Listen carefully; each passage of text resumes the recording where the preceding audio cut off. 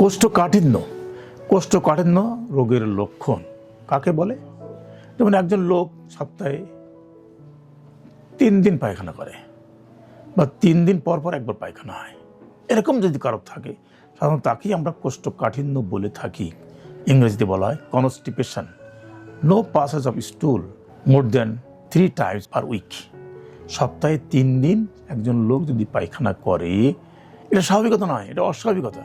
তখনই আমরা তাকে কোষ্ঠকাঠিন্য বলে ধরে নেই। চিকিৎসার কাছে যায়, বলে স্যার আমার তো পায়খানা হয় না, বেশ কয়েকদিন পায়খানা হচ্ছে না, কষা পায়খানা হয়, 3 দিন 4 দিন পরে একবার পশা পায়খানা হয়, এবং কোষ্ঠকাঠিন্য যখন থাকবে তখন পায়খানাটা এত হার্ড হয়ে যাবে, পায়খানা করার সময় মলদার ছিঁড়ে পায়খানা বের হবে, মলদারে ব্যথা করবে, রক্ত করবে, এত শক্ত এত যন্ত্রণা এই কোষ্ঠকাঠিন্য থেকে হয়। এবং এই কোষ্ঠকাঠিন্যের বেসিক যে চিন্তা ভাবনা আমরা করে থাকি কেন হয়, আমরা সহজভাবে বলি, যদি একজন লোক 3 দিন বা 4 দিন পর একবার পায়খানা করে, তাহলে সে যে এই 3 দিন বা 4 দিন যে খাবারটা খেলো, এই খাবারের একটা ওয়াটার পোর্শন থাকে, water portion colon totally absorb করে ফেলে। যখন অ্যাবজর্ব করে থাকে টোটালি, তখন ওই ওয়েস্টেজ ম্যাটেরিয়ালস ফিসেস বা মলটা শক্ত হয়ে যায়, এবং শক্ত স্টুল যখন পাস করবে তখন তার মলদ্বারে আঘাত করবে, আঘাত করলে ব্লিডিং হবে, ব্যথা হবে, সেটা আরেকটা অসুখের উপসর্গ হিসেবে চলে আসে। এখন এই কনস্টিপেশন কাদের হয়? খুব স্বাভাবিকভাবে আমরা বলি, যদি কেউ খাবারে নানা রকম অনিয়ম করে থাকে, অনিয়মগুলো বলতে কী বোঝায়? যেমন খাবারে আঁশযুক্ত খাবার খাচ্ছে না। আঁশযুক্ত খাবার একটা ইম্পর্টেন্ট জিনিস নিয়মিত পায়খানা হওয়ার জন্য। যদি আপনি আঁশযুক্ত খাবার কম খান, তাহলে আপনার পায়খানাটা সরবে না, পায়খানাটা শক্ত হয়ে যাবে, এবং আপনি 3 দিন 4 দিন পরে পায়খানা করবেন।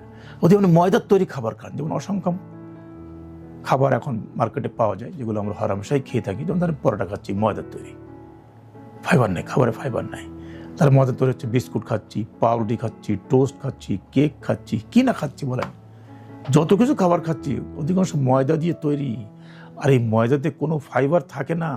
আর যেহেতু ফাইবার থাকে না, সেহেতু আপনার স্টুল হার্ড হতে বাধ্য, 3 দিন 4 দিন পরে একবার আপনি পায়খানা করবেন। এগুলো গেল স্বাভাবিক কারণ। এর বাইরে আরও অনেক কারণ আছে। ধরেন একজন লোক ঘুম হয় না, ঘুমের ওষুধ খাচ্ছে, একজন লোক ব্যথা, শরীরে ব্যথা আছে, ব্যথার বড়ি খাচ্ছে, NSAID বলি আমরা, আইবুপ্রোফেন ড্রাগের নাম, ন্যাপ্রোক্সিন ড্রাগের নাম, এগুলো তো কষা পায়খানা করে। যেমন অনেক সময় আমরা প্রেশার কন্ট্রোলের জন্য বিটা ব্লকার ব্যবহার করি, ক্যালসিয়াম চ্যানেল ব্লকার ড্রাগ ব্যবহার করি, এই ড্রাগগুলোতে আপনার কষা পায়খানা হয়। যেমন অনেকের সাইকেট্রিক প্রবলেম আছে, অ্যান্টিসাইকোটিক ড্রাগ খায়, অনেক অ্যালার্জিক প্রবলেম আছে, হিস্টাসিন খায়, অ্যান্টিস্টামিন ড্রাগস খায়, এগুলো কষা পায়খানা করে।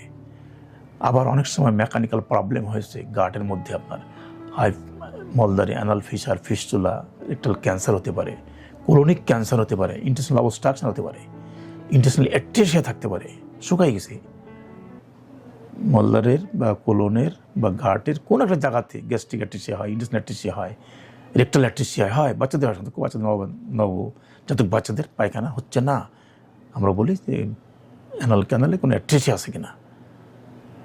অ্যাট্রেসিয়া মানে নালিটি চিকন হয়ে গেছে, শুকিয়ে গেছে, ডেভেলপমেন্ট অ্যাজেনেসিস ডেভেলপ করেনি প্রপারলি। অনেক সময় ফিস্টুলা থাকে, ফিস্টুলা থাকলেও পায়খানা কষা হয়ে যায়। এবং এই সমস্ত রোগগুলো আছে কিনা তা নির্ণয়ের জন্য আপনাকে চিকিৎসকের শরণাপন্ন হতে হবে। চিকিৎসার নানাবিধ পরীক্ষা পদ্ধতি আপনার শরীরের উপর প্রয়োগ করবেন, এবং কি অসুখ হয়েছে, কি কারণে আপনার কনস্টিপেশন হলো, সেটা আইডেন্টিফাই করবেন এবং তার চিকিৎসা দিবেন। এই জন্য কখনোই নিজে নিজে চিকিৎসা করবেন না, নিজের রোগকে চিকিৎসকের কাছে বন্দনা সুচারুরূপে উপস্থাপন করুন। তিনি আপনার চিকিৎসক আপনার রোগ উপলব্ধি করবেন, অনুমান করবেন, কনফার্ম করবেন এবং চিকিৎসা দিবেন, আপনি ভালো হয়ে যাবেন।